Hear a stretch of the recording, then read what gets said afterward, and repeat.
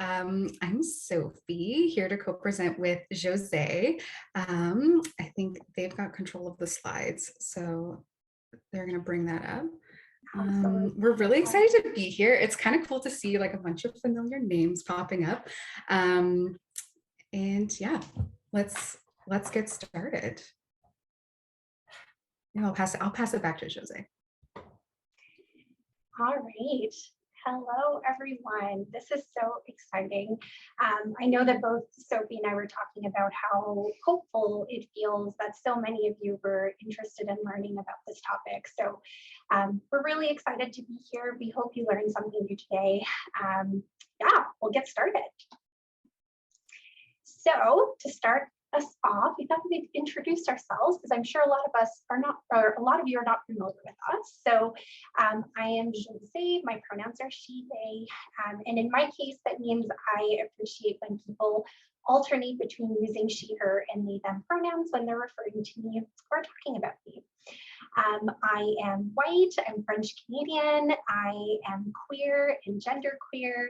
I am also an ADHDer and I'm neurodivergent. So a lot of my own experiences, kind of made their way into our presentation today, or really inform, the way that I see neurodiversity. I am both a dietitian and a psychotherapist in private practice based in Ottawa. And in my practice, I support people with eating disorders, ADHDers, and folks in LGBTQ communities. And I also mentor and supervise dietitians who are wanting to embrace more progressive values in their practice. So that's me. Sophie, want to introduce yourself? Okay, so hello, I'm Sophie. I use she, her pronouns.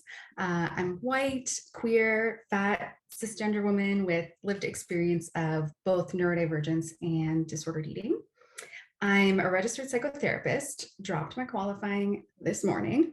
So some of the stuff might not be accurate. Anyways, I'm a registered psychotherapist in private practice in Ontario, also based in Ottawa.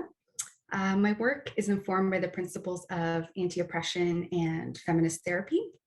I love working with queer, trans, and gender non-conforming clients, as well as fat folks looking to divest from diet culture. I'm really excited to be here. Yeah, let's do this thing. Awesome. So our plan for today, our presentation will be roughly divided into 3 parts. So first, Sophie is going to talk about what neurodiversity is so that folks can have a good understanding of where we're coming from.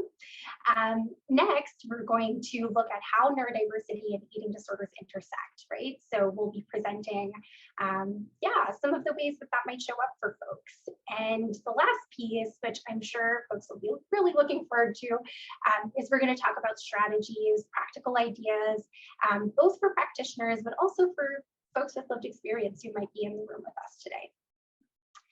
And before we get started, we had a few disclaimers we wanted to share. So one of the really important things we wanted to name is that there actually isn't that much research on this topic. And the research that does exist often isn't neurodiversity affirming. So a lot of the presentation today is actually based on a combination of lived experience and our professional experiences. So, the information we've pulled from learning from our community, right? Learning from the folks that we support. And then the other thing we wanted to name is that this is absolutely an introduction to this topic. We had many discussions about what pieces of information we actually wanted to include today because there's so much to be said on this topic. So we really encourage you to continue learning more as you leave today. And we want to name that, we're not going to capture every single experience, right, when it comes to neurodiversity and eating disorders. So just wanted to name that before we get started. Okay. We are very curious to hear where everyone is coming from, people's levels of, how people are feeling, right, as they're coming into this presentation. So we're going to do a little bit of a word cloud. I don't know if people are familiar with using Menti or Mentimeter.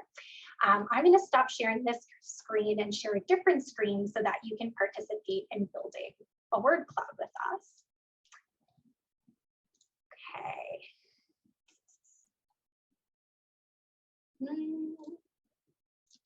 There we go. So the question that we're asking is, how do you feel at the thought of providing or advocating for neurodiversity affirming eating disorder care? So in order to share your responses with us, we're going to invite you to go to menti.com and use this code 58465211, which someone will also put in the chat, so you can copy paste that if you'd like. Yeah, and then we want to hear how you're feeling. Just at the thought of providing that care or advocating for that care. I'm already seeing some answers coming in. Nervous, curious, hopeful, protective. Oh my gosh, I feel that. All for it. Love that. Lack of lived experience. Yeah, absolutely. Interested, uncertain how to. Yeah. Excited. I love that that seems to be a common one. It's based on how big the words are, that usually means that like multiple people have said that. Loving seeing these come in. Daunted, insecure, collaborative, hesitant, a little shame or impostery. I feel that. Yeah. Necessary, absolutely. Which is why, you know, one of the reasons why we're so excited that you're all here today. Passionate, you and me both. Frustrated, yeah. Not sure, you know, what your particular reasons are for feeling frustrated, but certainly, you know, I think about going against a system, right? And how frustrating that can be and how many barriers there can be.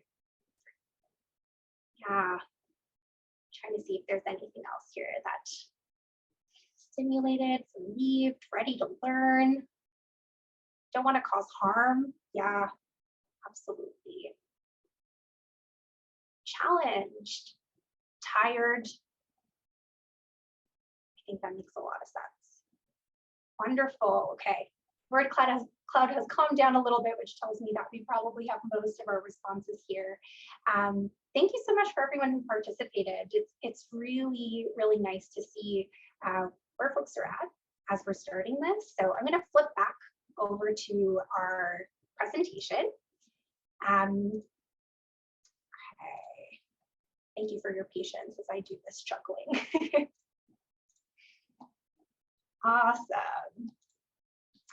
All right, so on that note, let's get into it. So we're going to start with actually looking at what neurodiversity is. So I will now pass this along to Sophie.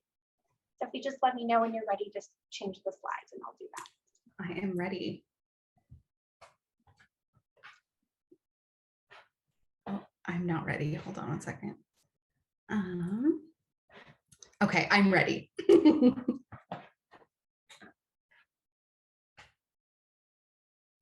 So thanks for participating in that word cloud.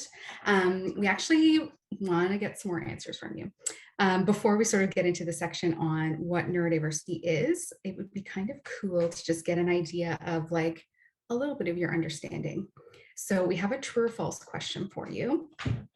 So we are wondering, there's a little poll at the bottom of your screen. There should be a little like poll button that you can click. So our question is, folks with borderline personality disorder, which is BPD, are considered neurodivergent. So just, yeah, what are your thoughts about that? Does that feel true? Does that feel false? We'll just give a couple minutes to see these answers roll in. Y'all are on the ball. It's wonderful. Okay. It's interesting. We're sitting at about like sort of 50-50. Okay, I didn't know what to expect with that question, but that's okay. Okay, yeah, we're about half and half. All right. Okay, all right. I think we can move on to the next slide and get into it. So the answer is true.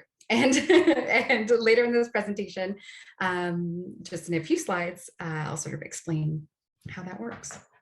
So for now, before we go throwing around these terms throughout our presentation, we thought we'd give you a little overview because, you know, words mean things. So the biggest mistake that's commonly made is using neurodiversity and neurodivergence interchangeably.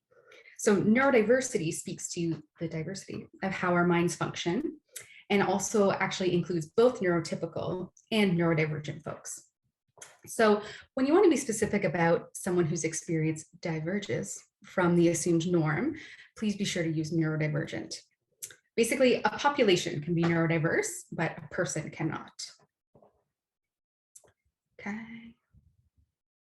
Should go to the next slide.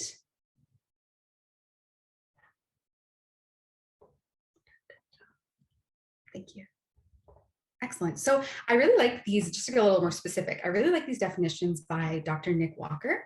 You can check out her work on neuroqueer.com, which will be listed in our references at the end of the presentation. So yeah, just to get a little more specific. So neurodiversity is the diversity of human minds, the infinite variation in neurocognitive functioning within our species. And as you can see within that, we have neurotypical folks who have a style of neurocognitive functioning that falls within the dominant societal standards of normal, as well as neurodivergent folks who have minds that function in ways which diverge significantly from the dominant societal standards of normal.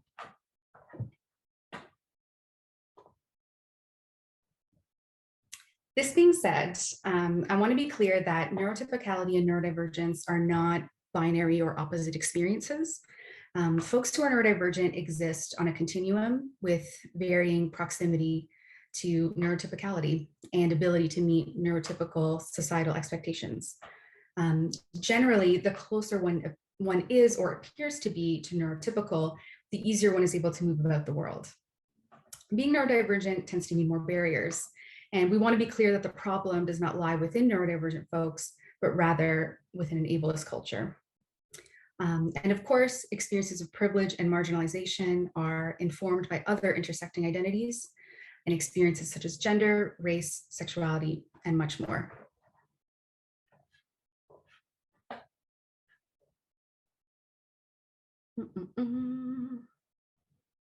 Okay, so this is sort of back to the like true or false question. So when we talk about neurodivergence, often the first thing that comes to mind is autism and ADHD. But it's important to remember that actually neurodivergence is comprised of a range of experiences outside of what is considered neurotypical. So to help illustrate this point, here's an offering made by the brilliant Sunny Jane Wise.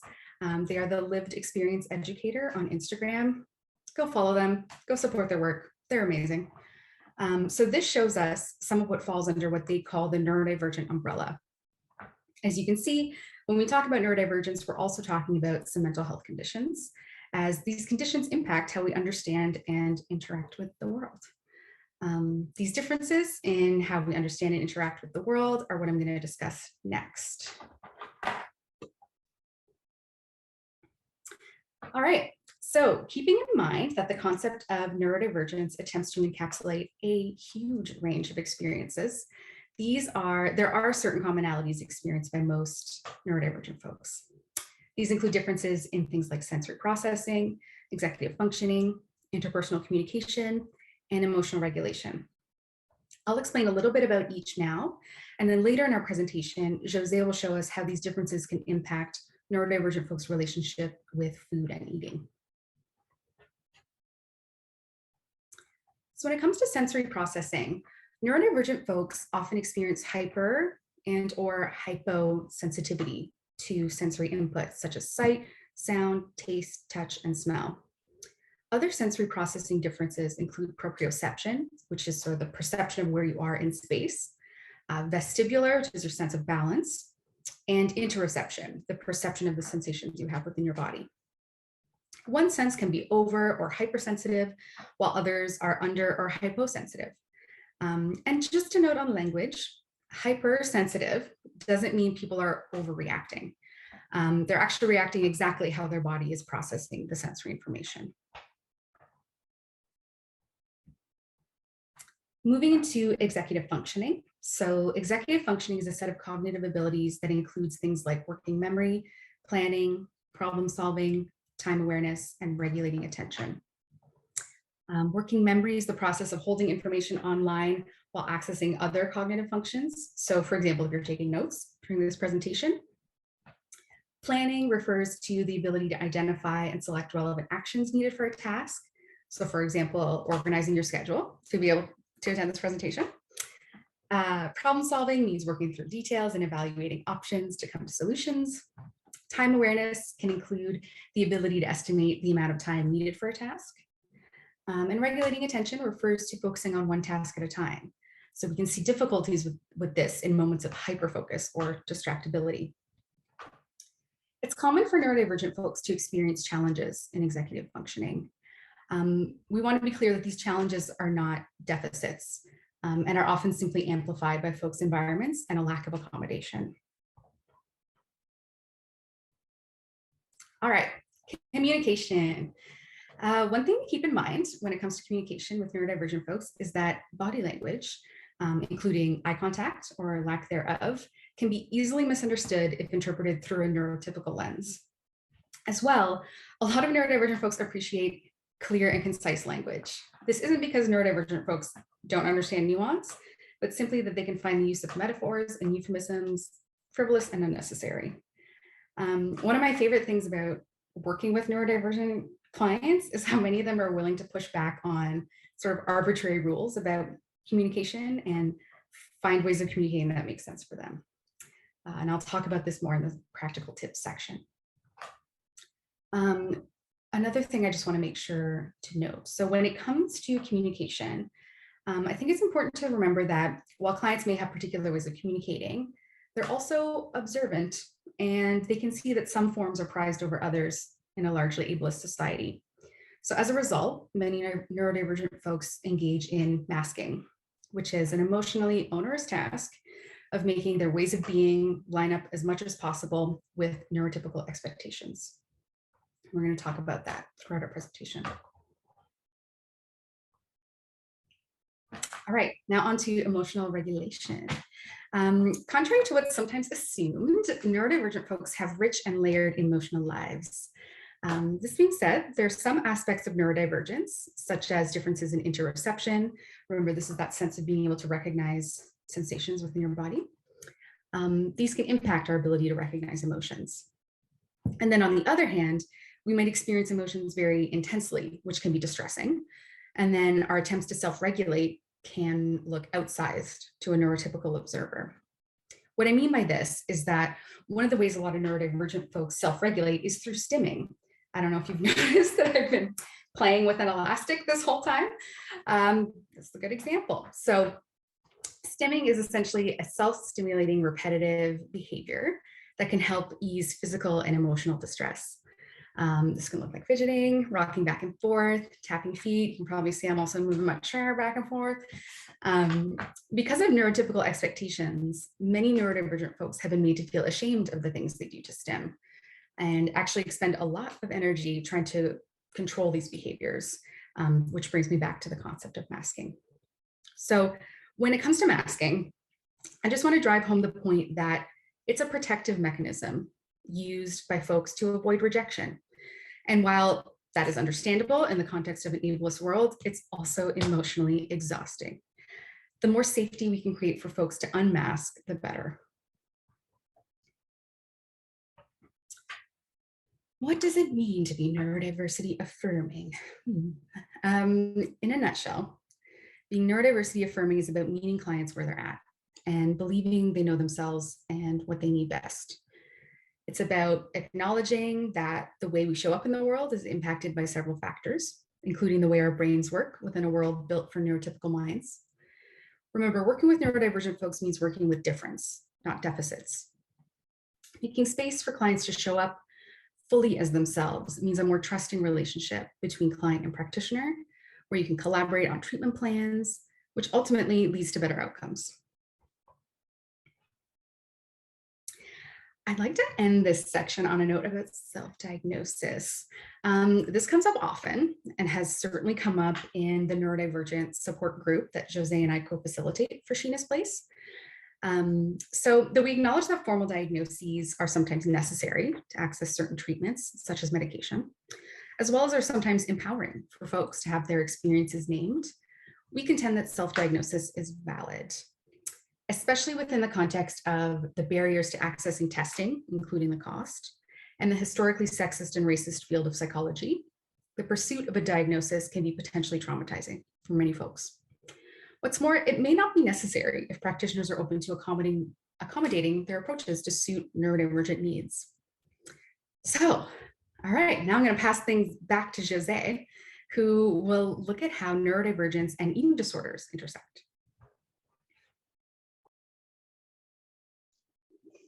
Thank you so much, Sophie. All right, so now that hopefully everyone has some understanding around neurodiversity versus neurodivergence, right? And yeah, an idea of what that might look like for different people. Let's move into talking about how this intersects with eating disorders.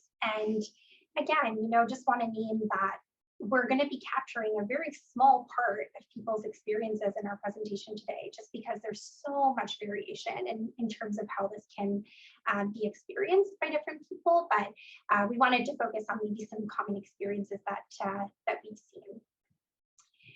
And to start, I'm just going to throw another poll at you. So I'm just going to launch that one. So I would love to know how familiar you are with how eating disorders intersect with neurodivergence. So is this a topic that feels new to people? Okay. I'm going to give it a few seconds before I share the results with everyone.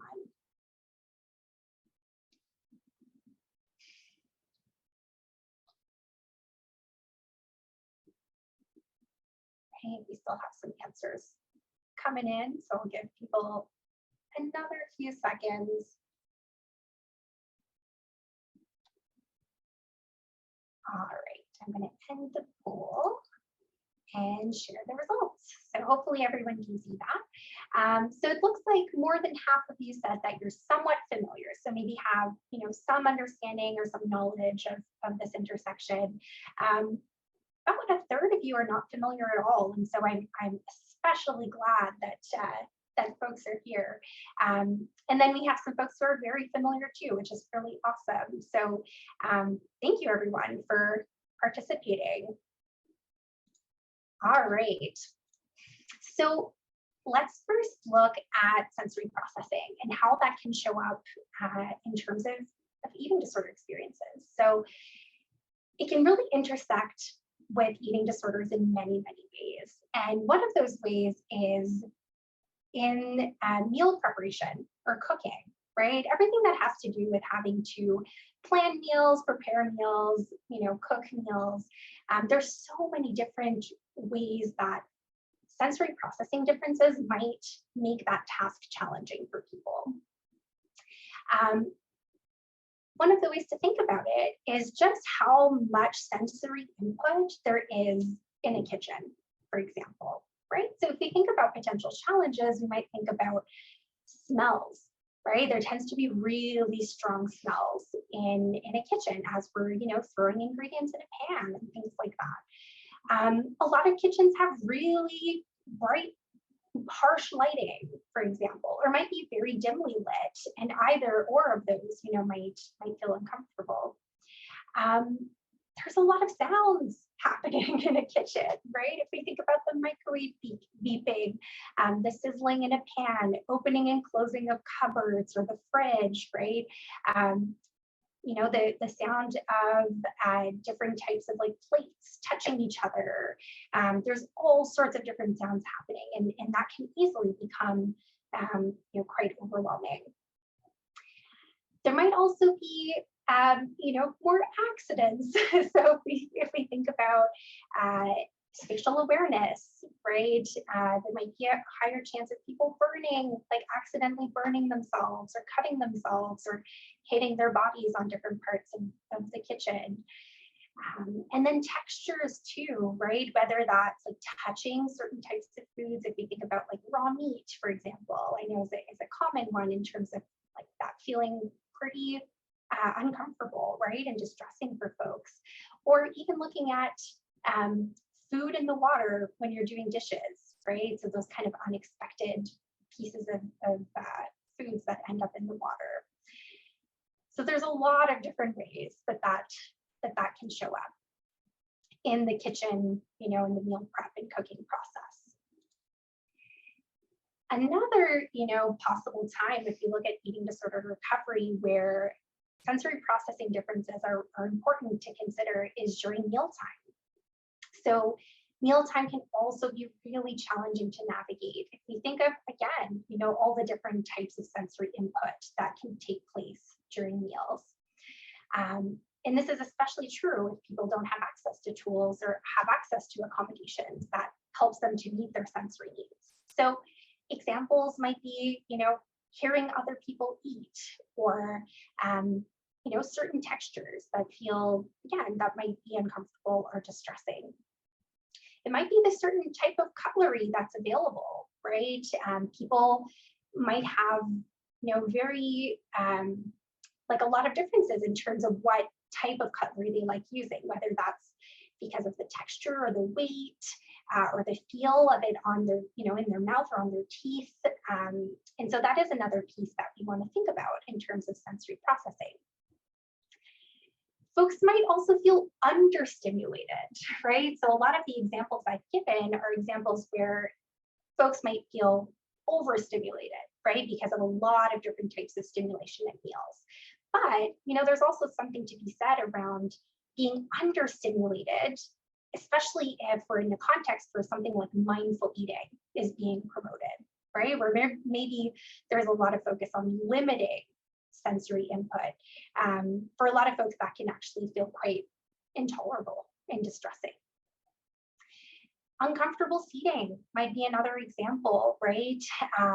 Different types of seats might feel uncomfortable to certain people.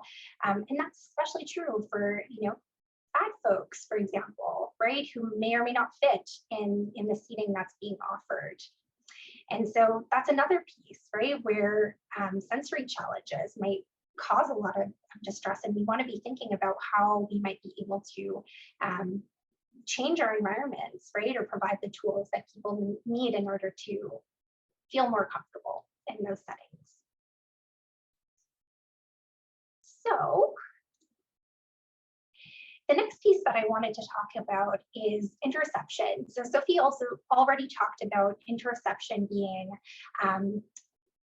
the sense of feeling the internal processes happening in our body, right? So having an awareness of those different things happening internally. And in terms of eating disorder recovery, this can be particularly challenging if we look at the ability to recognize hunger, fullness, or thirst, right? So those are body signals, they're body cues. And folks, might have sensory differences when it comes to noticing and having awareness of interoception. So some people might, actually not recognize the cues, right? Particularly maybe those early signs of hunger, for example, or early signs of fullness. So some people might be better able to recognize it when those signals are quite loud, right? But when they're really quiet, it might be hard to recognize that. On the other side of things, right, folks might actually be have increased interoceptive awareness or interoception, which can also be really distressing, right? So for example, after a meal, someone might have like a lot of awareness of their digestion happening, right? And again, that can cause a lot of distress and discomfort. And of course, we know that some eating disorder behaviors sometimes are there to help alleviate some of that distress. So an important note that I want to share is that in eating disorder recovery, or in the support that maybe we're offering, or if you're someone with lived experience and this is something that you do experience, we want to think about how achieving interoception or increasing interoception isn't always actually the goal, right? We don't want to make the assumption that everyone can or should have interoceptive awareness, because that actually leaves a lot of neurodivergent people behind. So we can actually, if folks are interested and wanting to get curious about interoception, then absolutely we can, provide that support with a lot of informed consent. But we shouldn't assume that that's what people want. And if, there's a lot of other ways that we can help people meet their needs without, having to change their experience of interoception. So definitely something that I wanted to name. Very quickly, I also wanted to name that interoception can play a role in terms of our capacity to name and recognize emotions, right? So if we think about emotions often being very body-based, right? We get a lot of cues from our bodies, which help us pinpoint what type of emotion we might be feeling. If it's harder to recognize some of those cues, it might then also be harder to name emotions. Or on the other end of things, right, if folks have very strong interoceptive awareness, those body cues can be actually quite overwhelming, right? And it can be really hard to know what to do with all of that, right? Or to decipher what all of it means. So again, an area where there might be differences, right, that we want to be aware of. So the next area we wanted to look at is executive functioning. Challenges with executive functioning or differences in terms of executive functioning can definitely, create a lot of barriers to people's recovery or process in terms of their relationship with food in their bodies. So I want us all to just take a moment to think about all the steps that go into nourishing ourselves, right? So first, we need to be aware that it's time to eat, right? So whether that's through an internal cue or an external cue, like something has to tell us, okay, now it's time to eat. Next, we have to decide what to eat, right? So there's another opportunity for like decision making and planning. Then we actually have to get that food ready, right? And that's not just one step, that's like multiple steps, right? We have to take food out of the cupboard and the fridge. We have to maybe find or follow a recipe. We have to open packages. We have to cut up and prepare the ingredients, cook various ingredients, mix some of them, right? We have to plate the food. We have to put the ingredients away. We have to, take any waste and put it in the garbage or recycling or compost, put things back in the fridge. We have to wipe the counter. You see what I mean, right? This could go on and on and on. So there's so many steps involved, right, in terms of nourishing ourselves. And for a lot of neurodivergent folks, there can be, challenges at essentially any of those steps, right? Can cause some challenges. Or sometimes it's the fact that it's all of these steps feels extremely overwhelming, right? And it can be very hard to get started. So examples of those potential challenges might be, for example, following a recipe while we're cooking. So that, that is our working memory, right? Our ability to hold multiple pieces of information in our brain at the same time. People might get overwhelmed not knowing what to buy at the grocery store, right? That requires planning. It might be like, choosing what to make for a meal or a snack, especially if there are constraints, like there's not a lot of time, for example, right? Problem solving might be difficult. Being focused on a task and forgetting to eat, right? So if you think about our ability to regulate our attention, that might play into it as well. Other examples might be, forgetting the foods that are in the fridge and pantry, or not having clean dishes to make or serve a meal, or sometimes underestimating the time it takes to prepare a meal. So there's a lot of different ways that executive functioning can come in and play a role. Another really important way that eating disorders and neurodivergence can intersect is when we look at the fact that people who are neurodivergent or neurodivergent people are coping with depression, right? So we already talked about ableism.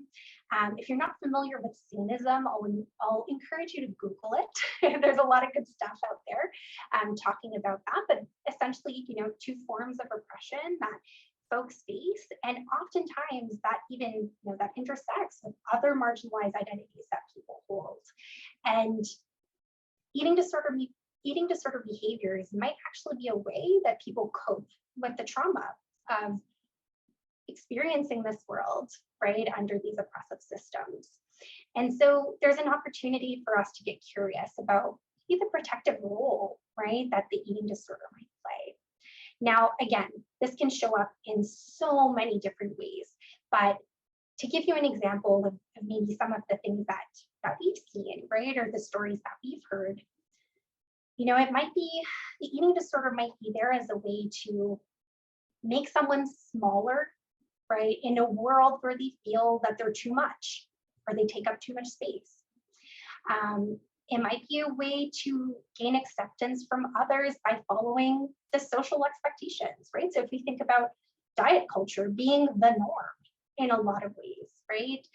For some folks, there might be a role there in terms of gaining acceptance in a world where otherwise they might not experience a lot of acceptance.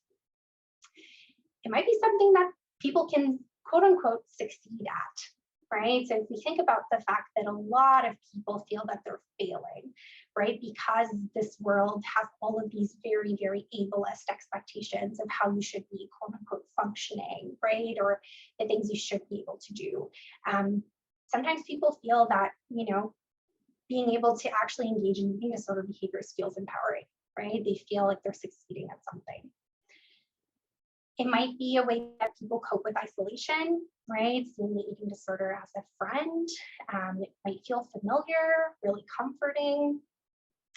And eating disorders we can also look at it as a form of masking, right? So again, maybe a way that people try to kind of mimic neurotypical standards or expectations as a way to protect themselves, right? As a way to survive in a world that's otherwise can be, very harmful and very hurtful. So something to think about, right? Really exploring what this means for people. I think that's an important piece of the puzzle. It's also important to note that context matters. So some behaviors might appear to be connected to the eating disorder when they actually stem from neurodivergent traits. So examples of that, right, might be, for example, not wanting to eat with others, right? So maybe folks, again, are feeling really overstimulated at meals when they are eating with other people.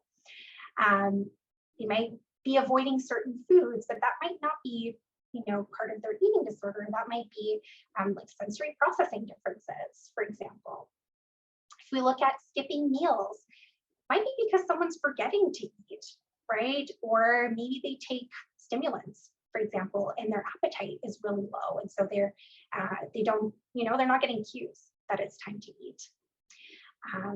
Think about wearing loose clothing, right? That's often something that people will think as an eating disorder behavior. People wanting to hide their bodies, for example. When, if you look at it from a neurodivergent lens, maybe again, it's coming from sensory differences, right? Maybe folks actually find it very uncomfortable to be wearing tighter clothes from a sensory lens. So there's a lot of different ways that this can show up. All right. So let's move into some strategies and some practical ideas. And to get us started on that, we have another true or false question. So I will launch that for you all.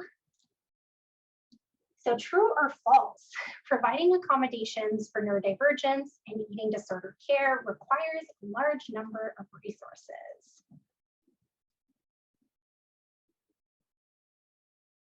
I'll let people answer. I'll take a sip while people are taking a second to think about that.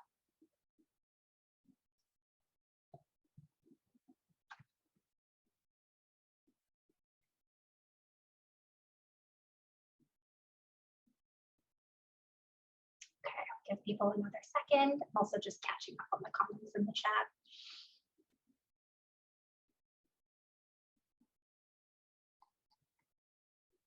Okay, awesome. I will end the poll.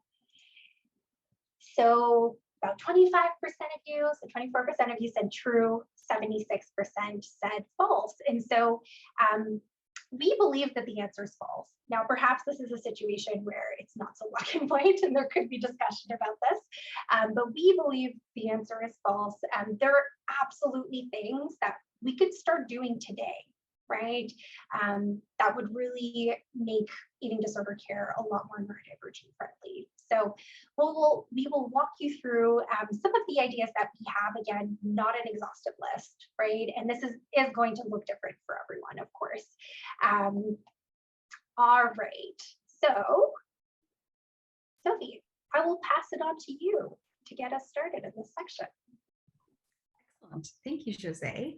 And thank you to everyone who responded to that poll. I'm hoping that this section, which I'm sure, like Josée said, you've all been looking forward to, can maybe convince you that, you know, being supportive or being neurodiversity affirming is within your reach, even if you don't have maybe some like specialized training. Some of the advice I'll be giving myself, which is more about like the sort of emotional experience versus like the eating stuff or eating tips. It's really about a way of like being with our clients rather than a way of doing. So the first things first. It's imperative that we create recovery plans that work for each individual client, right? So this is true for all clients, of course, but supporting neurodivergent folks means collaborating on treatment plans that take into account their particular experiences with sensory processing, executive functioning, communication, and emotional regulation. Please continue to seek out information to learn more about neurodivergence, like you're all doing today, especially from folks with lived experience. So in order to create safer environments for neurodivergent folks, as practitioners, we must operate from a stance of believing our clients and validating their lived experience.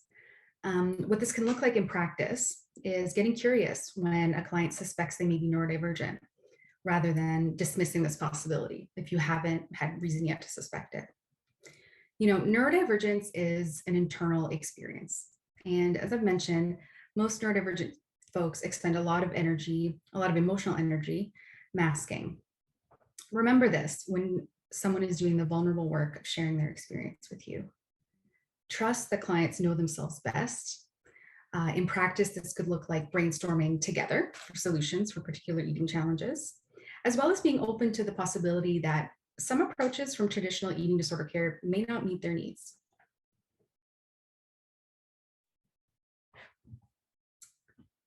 So, just getting into more therapist talk. So much of our work as therapists is about fostering self-acceptance in our clients and reminding them of their inherent worth. So it's one thing to say these things, and quite another to put this into practice by embracing clients' full selves in session. Do you allow your clients to stim while in session? Do you expect a certain amount of eye contact?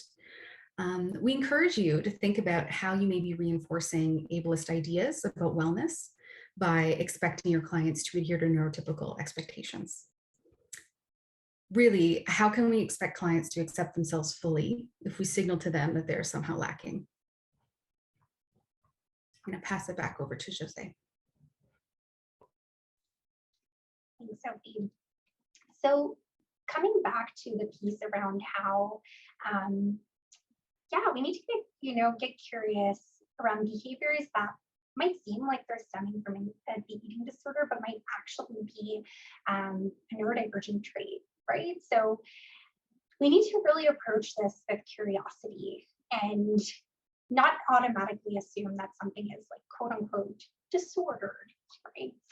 There's a lot of different ways that people might show up in treatment or in their recovery or in their care that actually makes a lot of sense. So one of the ways that we might try to parse these things apart, and this might be something that like folks with this experience explore for themselves as well, right, is getting curious about the intention behind the behavior. So If for someone who's providing that support, you might ask people what the intention is, right? Or maybe what the origin of their behavior is. So if it's something that's been around in their life forever, right? Maybe that clues us into the fact that it isn't actually part of the eating disorder, or maybe it's more connected to their neurodivergence. Or asking what they fear would happen if they couldn't engage in that behavior, right? That might help us to identify like where the anxiety is coming from, right? So that we can then, better address some of those concerns, right? Or better address like some of the distress or discomfort that folks are experiencing. And perhaps for folks who are here who have lived experience, having that understanding of what pieces of your experience come from, the eating disorder versus the neurodivergence. Not that those are completely separate, as we can see from our conversation today, but sometimes it can be helpful to, get a sense of where that's coming from. It can inform a lot of the next steps. Pass it back to Sophie. All right, so on to the communication piece. So talked a lot about believing our clients and trusting their lived experience. We can do this while also certainly acknowledging that sometimes communicating this internal experience can be a challenge for neurodivergent folks.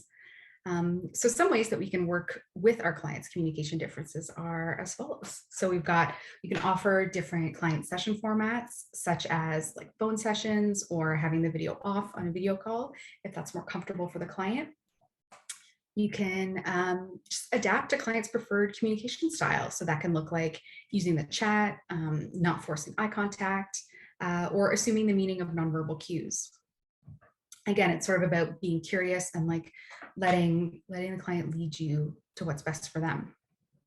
A big one is allowing clients to stim or engage in other activities, for example, doodling, that help them focus in session. It can feel sort of paradoxical to neurotypical folks, but for neurodivergent folks, like engaging in an activity like doodling or stimming actually helps their focus in session. And increases their comfort. So see what it's like to let them do that. And then another piece for practitioners who may also be neurodivergent, it can really be helpful to push back against neurotypical ideas of professionalism and unmask yourself. This can definitely be like a challenge and, I don't know, uncomfortable in different ways, but it can also be kind of magical when you signal to your clients that like, everyone's different. Some of us are neurodivergent and that's okay.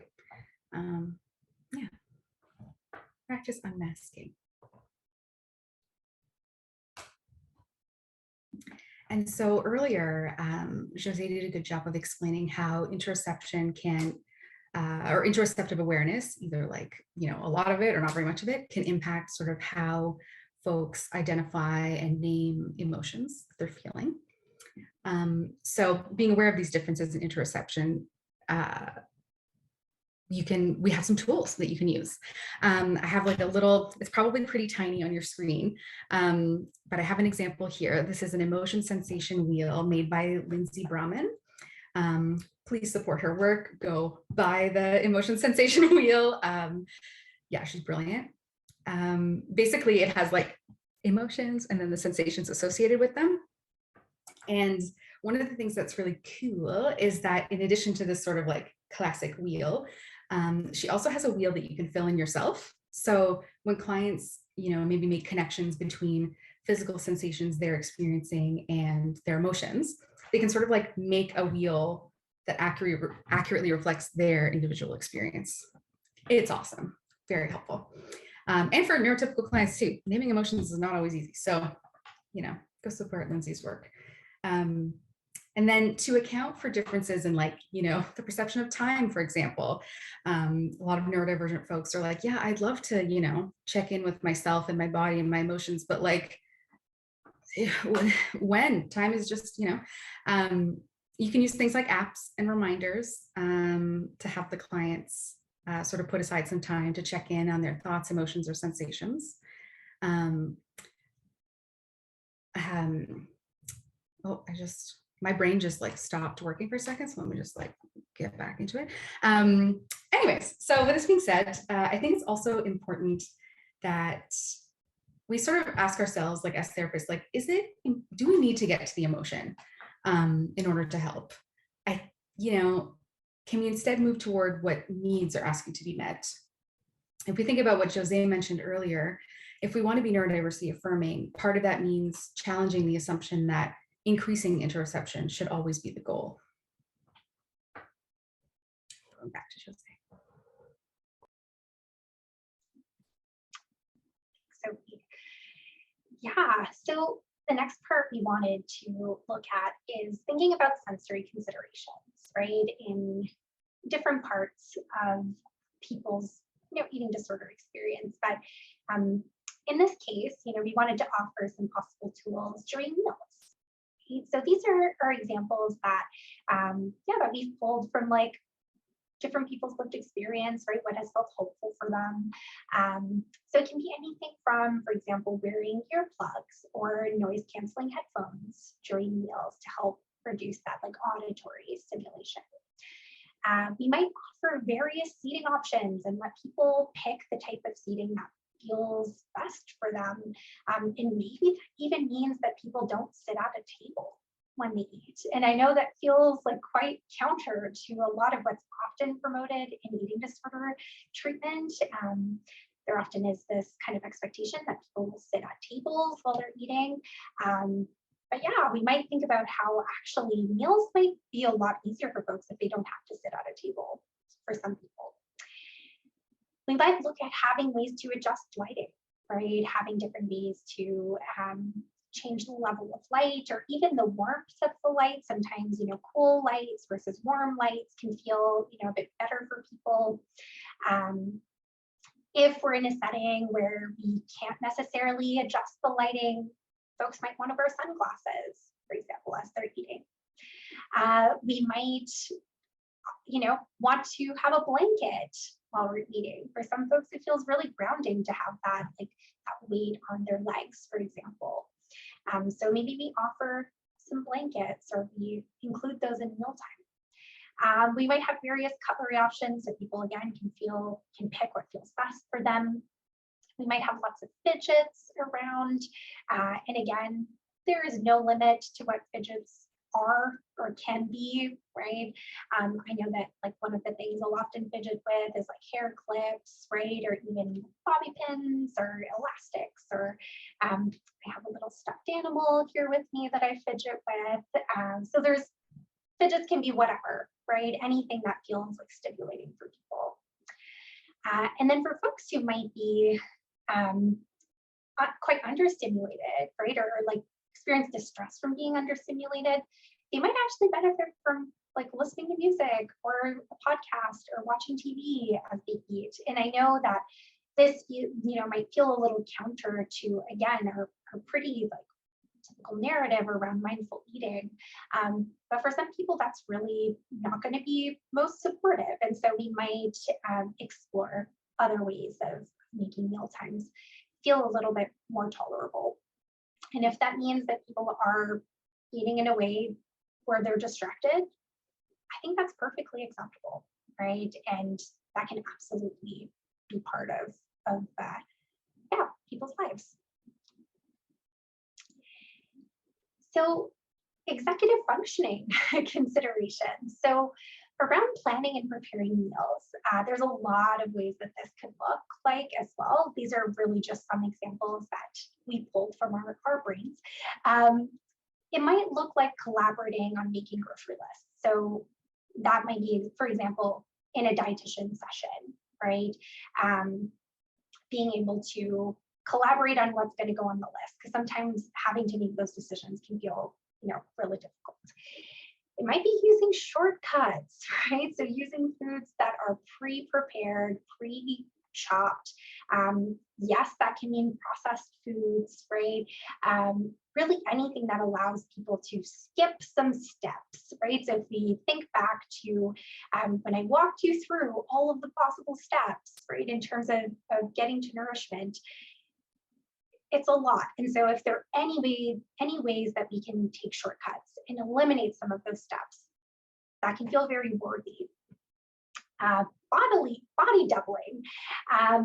So what that means, so body doubling is a tool that a lot of neurodivergent people use in order to find the momentum to do certain tasks. And so, for example, that might mean that someone might be doing their dishes while they're talking with a friend on the phone, for example, right? Or it might be that, they're working on an assignment while having a friend over at their house. And that doesn't even mean that the person has to help them with the task, right? Sometimes the simple act of having someone around can really help people find that momentum and initiate tasks. And there are ways we can even do that, during sessions. So I, support some people who, we do phone sessions so that during our therapy session, they can be doing dishes or tidying up their space or, doing whatever else it is that they want to be doing. So yeah, there's a lot of ways that we can contribute to body doubling, or people might access body doubling with friends or family or other people in their lives. People might, if they have the resources, to get meal delivery kits. That can be a really helpful way to limit the decision making in terms of what to eat, although it still requires cooking. So for some people, that may or may not be helpful. Having visible pantries can be really useful. I know a lot of neurodivergent people who have decided to take the cupboards, the door, right, off of their cupboards so that they can actually see what's inside. Sometimes that helps a lot to, just see what's there, right, and help remind people of what's there. Same thing around having let's say clear containers in their fridge, right? So is there the plastic containers or glass containers or whatever that they're using to store food? Is it clear? Are they clear so they can actually see what's inside, right? Sometimes that's really useful. Might look like having Post-its or a whiteboard listing what's in the fridge or what's in the cupboard. Forgetting what's there, I know, is a big challenge that a lot of folks have mentioned in my work. And so if we can find ways to kind of prompt our brains, right, so that we can remember what's in there, that can be really useful. If we look at actual appointments, do we offer session reminders, right? Having a system with automated session reminders can be really useful, that people are reminded that they have a place to be. Can we offer a summary of what was discussed in session, right? And that doesn't have to be long. I know if we have any healthcare providers in the room who are oh no, more work. Sometimes it's literally sending 2 or 3 bullet points that just highlight what was discussed today, right? So that people can go back to that and remember. Because oftentimes if we look at memory, right, a lot of folks might just forget what was discussed in session, and that's very valid. As Sophie mentioned, do we allow or provide fidgets, right, during appointments or in different forms of treatment? Do we allow people to take notes, right, so that they have, again, they can go back to what was discussed? So lots of different ways. And again, this is just some ideas that we had, but there's so many different ways that can take place. And, we can use people's lived experience as the guide in terms of figuring out what's going to be most useful. So I wanted to make a quick note on intuitive eating, because I imagine some of you are familiar with intuitive eating or have heard about it and are wondering how this fits in, right? So I pulled 3 principles. So for folks who are familiar with intuitive eating, it's a set of 10 principles. And I pulled 3 of them that I feel might need some, some tweaking in order to be a little bit more neurodiversity affirming. The first one is this idea of making peace with food. So I really want to name and emphasize that not all foods will be accessible to people. And that's okay, right? If we look at it, for example, from a sensory aversion lens, right? So folks might have very real, very valid sensory aversions to foods. And while this is not a session about, talking about that and exposure therapy and that type of thing, if we look at sensory processing differences as not a deficit, but a difference, right? That means we need to be willing to make accommodations or provide accommodations, right? So, you know, quote unquote, fixing people's sensory aversions might not actually be the goal in treatment, right? The goal is to help people access safety, and that's different. So that's one thing that I wanted to highlight. And of course, we could have a whole discussion about that piece alone, but just wanted to kind of put that on people's radar. We already talked about hunger and fullness. So hunger and fullness are addressed in intuitive eating. It's often considered like the way that people determine how much to eat and when to eat, which, you know, for some folks might be great, but it doesn't consider differences in interoception, right? So building interoception might not be the goal, as we've already mentioned. People might use external cues to remind them to eat, right? Or to know how much to eat, and that's okay, right? That might be where people stay forever, and that is okay. If the goal is nourishment, if the goal is safety, if the goal is, you know, people feeling empowered, then that can absolutely fit into that. And then the last piece is coping with emotions with kindness. So that is one of the principles of intuitive eating as well. And I just wanted to name that eating in response to physical, emotional, and sensory needs, all of that is valid, right? So people might eat, for example, as a form of stimming, and we never want to pathologize that, right? Or shame people for that, or make them feel that that's absolutely something they need to change. Folks may want to work on, you know, developing tools and feeling more equipped to cope with emotions, and that, you know, is absolutely something that we can look at. But again, it's about the assumptions that we're making and maybe the judgments that we're making, right? So being really willing to remove the morality out of like using food to stim, for example. All right, and a last note is on the idea of normal eating. And this is this is a term that actually is used like fairly often in different forms of eating disorder treatment, where, you know, maybe we look at people's behaviors and we compare that to like what is normal, right? And I really, really want to push back on that idea. Everyone's version of what's normal for them is going to look different. And we need to be willing to question and challenge what we consider to be normal, right? So just because we're not used to seeing a certain behavior around food, it doesn't mean that it's inherently bad or inherently, you know, problematic or disordered. So we want to make sure we're not imposing our own version of what normal eating means, right? And really get curious around, is this a way of eating that works for this person, that feels, you know, like it actually helps them meet their needs? And if that's the case, you know, can we embrace that and make that part, you know, of the treatment or their lives? So on that note, we have provided a lot of information in a short amount of time today. We tried to get to the pieces that, you know, felt really important to name, but we would like to repeat the word cloud to see where how folks are feeling now. So I'm just going to invite folks to go back to the exact same link. And it's the same code once again. And I'm just going to share my screen again in case people want to find that. Oh, I'm not sharing the right thing. Give me one moment. There we go. Is this the right one? No. Yes. Okay, good. So same question as last time. How do you feel at the thought of providing or advocating for neurodiversity-affirming eating disorder care? So if folks want to head back to the same menti.com, plug in the same code, 5846-5211. Hopeful, excited, better prepared, wanting to learn more. I love that. This is like definitely a takeaway from this session, right? Is that we're just like dipping into the topic. So love that people want to learn more. I love that someone wrote that they're feeling seen. That's really powerful.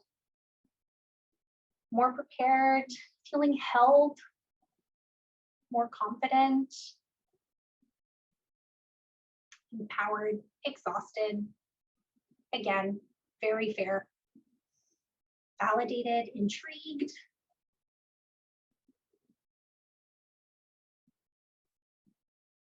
Trying to catch some of the ones I haven't said yet. I'm probably repeating myself.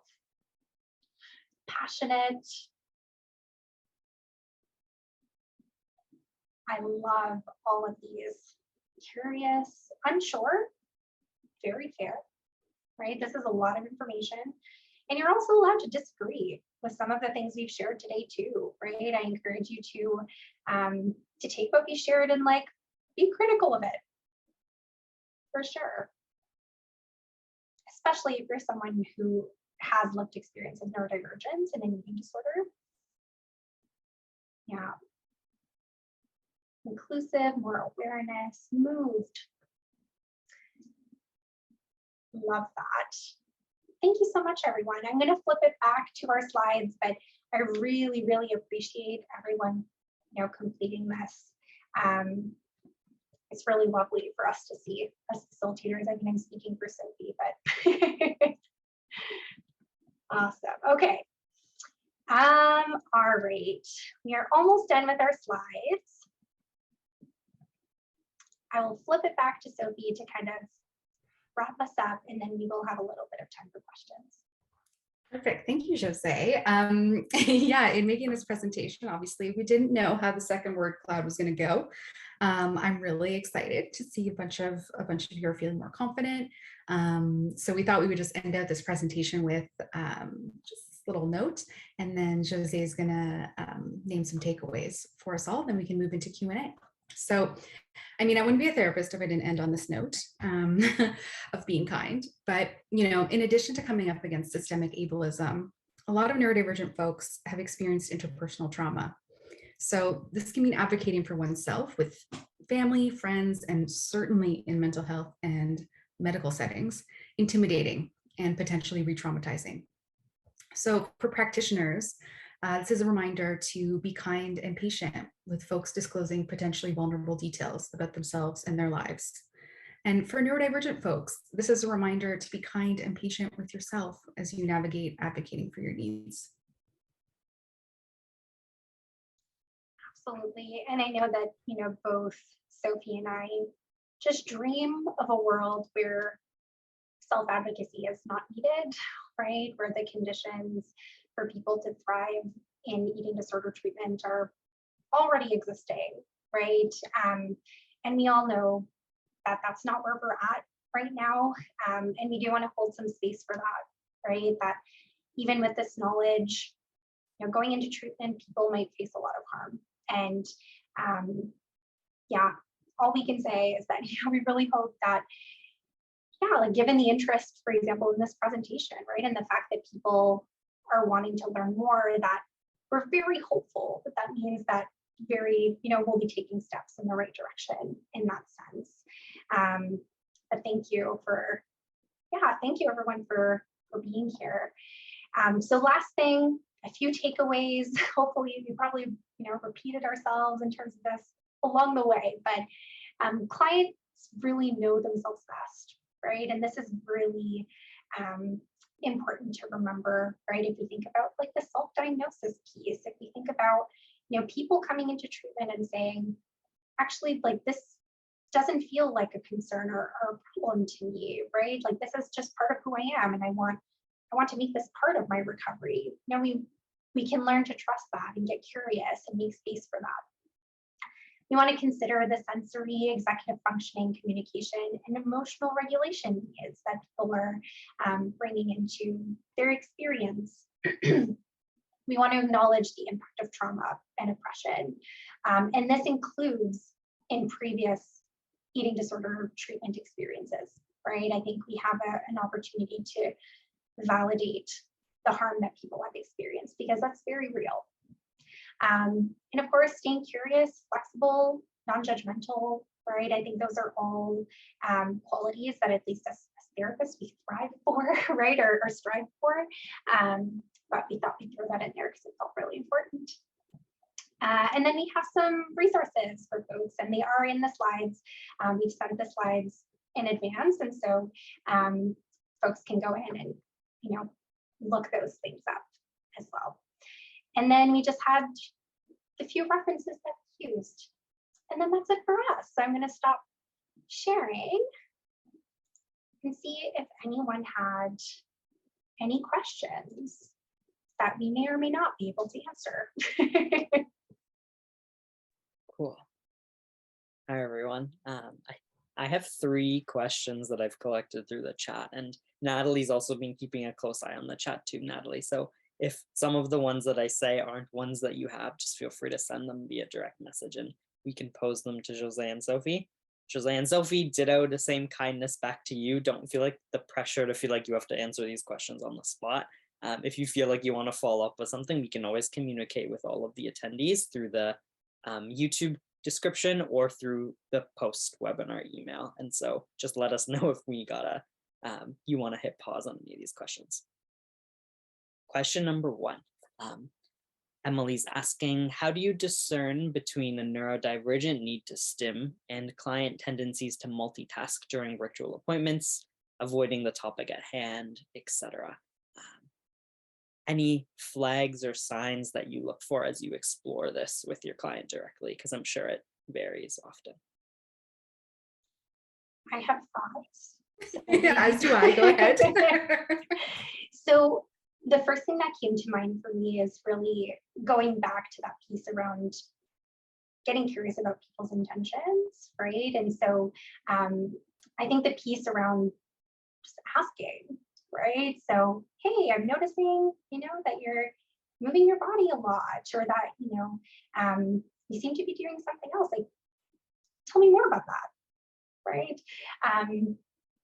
And I'm always, I always love having a better sense of the purpose that behaviors play, right, in people's lives. So that would probably be my first kind of gut instinct, would be to get at the role that that's playing for this person. And then, of course, if they are avoiding talking about certain things, getting really curious about that too, right? There might be reasons for that. Maybe there actually needs to be more trust building happening in the relationship. Maybe people don't feel that they can access enough safety yet, right, to address certain things or talk about certain things. And so we can be really sensitive to that and allow people to go at their own pace. So yeah, those were the thoughts that came to mind for me. Sophie, would you? Those are like a very well articulated version of the thoughts that came to my mind. So thank you. Fair. Awesome. Cool. I'll move on to question 2. Chris had asked for Q&A, can we get some examples of getting to needs rather than focusing in on emotions? And maybe this is for fellow practitioners, I'm guessing, Chris, but you can correct me otherwise. Absolutely. Sophie, do you want to talk about that? Sure, I can talk about needs. Sounds good to me. Sometimes in my work with neurodivergent folks, when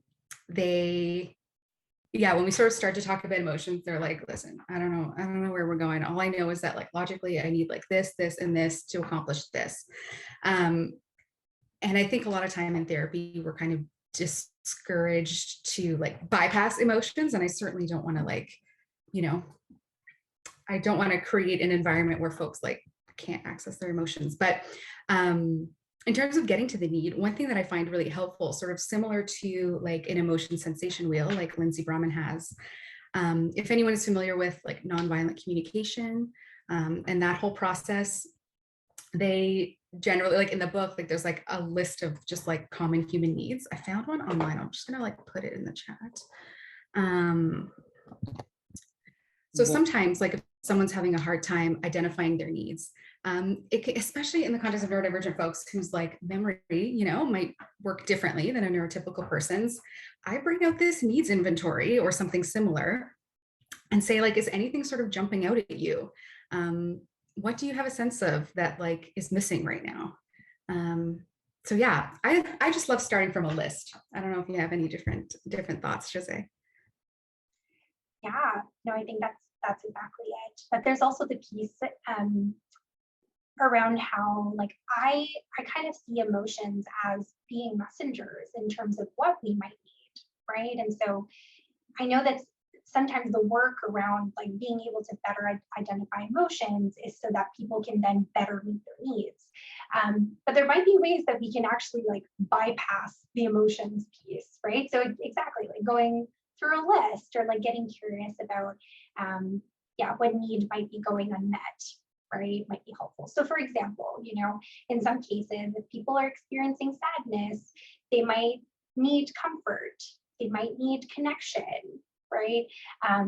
But we don't necessarily need to name that it's sadness for them to be able to, identify that those are the needs. So that's what kind of we meant in terms of bypassing, the naming of emotions.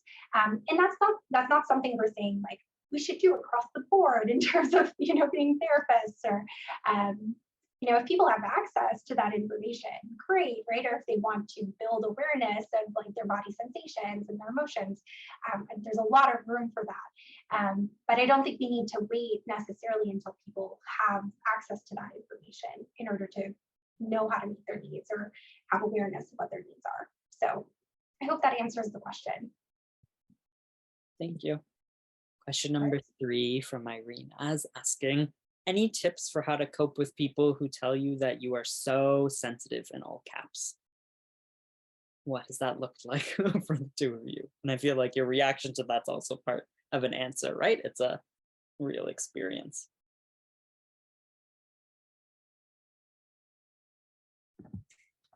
I'm having a hard time knowing how to answer that, but like my heart is just like, I don't know what my heart is doing. I don't know. I want to like hug the person who asked that. Yeah, not everyone's going to understand. And that's really, really, really hard. I wish I had a better answer than that. I just want to validate that it's really, really hard when you're going through something, no matter what it is. And folks who care about you and that you care about and whose opinion you really sort of like hold in high regard, can't seem to quite understand. I mean, you can direct them to talks like this and things like that if they're interested. But I don't know. I don't really know where to go from that. I'm just like feeling a lot of tenderness from like that question even being asked. Yeah, I feel the same way. I have a lot of compassion for that. And yeah, the thing that I want to name is that it can be very easy to internalize that message, right? And to start believing ourselves that we are like overly sensitive or overreacting, right? And so sometimes, we can start by like examining that, right? And maybe exploring situations where we can access enough safety to feel that we're not too much, right? Or we're not overreacting, or we're not overly sensitive, right? So finding those situations where, like, yeah, where you can unmask and feel that you are, just enough, right? But yes, that also, just brings to mind for me, like just how much work we need to do systemically, right, and structurally, so that people can, can know that their sensory processing differences are not deficits, right? And so, yeah, I don't think either of us had a particular solution to that, just like lots of compassion. Actually, I love what Irina has put in the chat. I've come to accept that my sensitivity comes with being thoughtful, caring, loving, kind, genuine, sincere. I come as a full package. Oh, that's it. That's the good stuff. Thanks, you too, and thanks, Irina. 4th question from Hope, who's naming that they have a neurodivergent client who is autistic and has a food-related trauma, which for me constitutes CPTSD or chronic PTSD. They not only cannot prepare food, never learned, but also due to their trauma feel that they do not deserve food, that there won't be enough, and have an anorexic behavior. What would be the best way to support this person?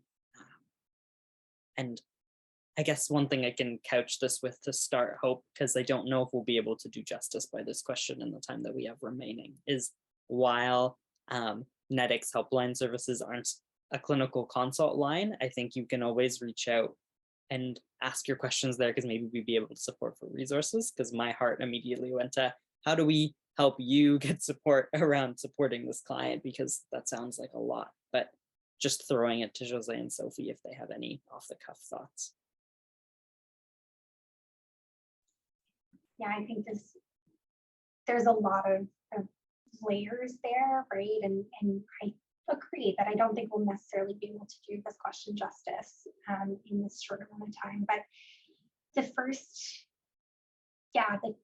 theme that comes to mind for me is definitely the theme of safety, right? So getting really curious around, are there foods or are there food related situations that do feel more tolerable, right? Or where they can access more safety, or are there opportunities to increase their sense of safety, right? Around eating. And is there an opportunity, to explore that?